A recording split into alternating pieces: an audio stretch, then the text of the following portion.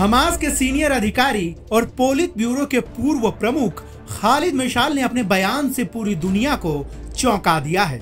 यह बयान किसी और को लेकर नहीं बल्कि हमास चीफ इस्माइल हानिया को लेकर आया है। इस बयान के सामने आने के बाद एक नई चर्चा शुरू हो गई है।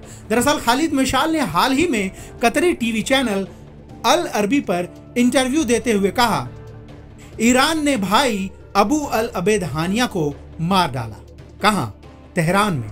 मिशाल की टिप्पणी जो जाहिर तौर पर जुबान की फिसलन या क्षणिक भ्रम थी, अरब में इस पर किसी का ध्यान नहीं गया।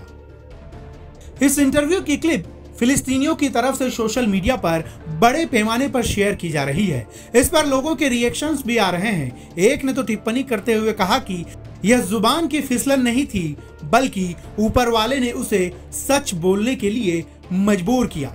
वह वही है जिसने खुद को झूठ, धोखे और फिलिस्तीनी लोगों से खून और आत्मा के प्रति तिरस्कार से दूर कर लिया। अरब के एक रिपोर्टर ने तो मिशाल के बयान को नंगा सच कहा, लेकिन कई और यूजर्स ने भी इस बयान को एक सटीक बयान माना, ना कि जुबान की फिसलन। एक ने कहा कि मिशाल के बयान प्रतिरोध की धुरी के सामने आने वाली गंभीरता की पुष्टि करते हैं। यह संकेत देते हुए कि इजराइल ने प्रतिरोध की धुरी के सदस्यों ईरान, हिजबुल्लाह और हमास को एक दूसरे के खिलाफ कर दिया।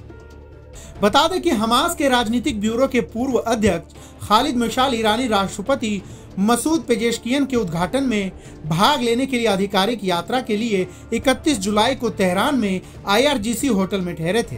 इनकी मृत्यु के बारे में दो परस्पर विरोधी कहानियां हैं। हालांकि दोनों के लिए ईरान के इस्लामिक रेवोल्यूशनरी गार्ड कॉर्प्स के किसी व्यक्ति की सहायता की आवश्यकता होगी। हानिया की मौत के बाद से ईरान से बाहर की अफवाहों ने दावा किया है कि शासन संभावित इजराइल एजेंटों को जड़ से उखाड़ने के लिए चुड़ैल शिकार कर रहा है। यह पहली बार नहीं है जब मिशाल ने ऐसे विवादास्पद बयान दिया हो। 7 अक्टूबर को भी मिशाल ने हमास के नुकसान को रणनीतिक बताया, जबकि कहा कि इजराइल का नुकसान रणनीतिक था। इधर महमूद अब्बास के वरिष्ठ सलाहकार डॉक्टर महमूद अल हब्बास ने लिखा, लगभग 50,000 फिलिस्तीनियों की मृत्यु एक सामरिक नुकसान कैसे है। सोशल मीडिया पर एक अरब ने टिप्पणी की कि मिशाल के बयानों से पता चलता है कि फिलिस्तीनी लोग ईरान के हितों को प्राप्त करने के लिए केवल मोहरे हैं। मिशाल कथित तौर पर ईरानी धुरी के विरोधी हैं और सुन्नी अरब देशों के साथ गठबंधन का समर्थन करते हैं जो हमास का समर्थन करने के इच्छुक है। ईरानी शासन ने कथित तौर पर राजनीतिक ब्यूरो के प्रमुख के रूप में मिशाल की फिर से नियुक्ति का विरोध किया।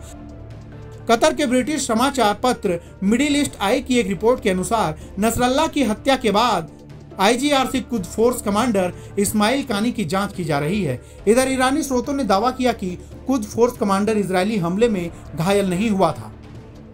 कौन है खालिद मिशाल? खालिद मिशाल का जन्म 28 मई 1956 को वेस्ट बैंक में रमल्लाह के करीब सिलवाड में हुआ था। खालिद 15 साल की उम्र में ही मिस्र के सुन्नी इस्लामवादी संगठन मुस्लिम ब्रदरहुड में शामिल हो गया था। खालिद मिशाल साल 1987 में हमास के गठन में भी शामिल था। खालिद मिशाल साल 1992 में हमास के पोलित ब्यूरो का संस्थापक सदस्य बना था और इसने साल 1996 से 2017 तक इस पद की जिम्मेदारी संभाली।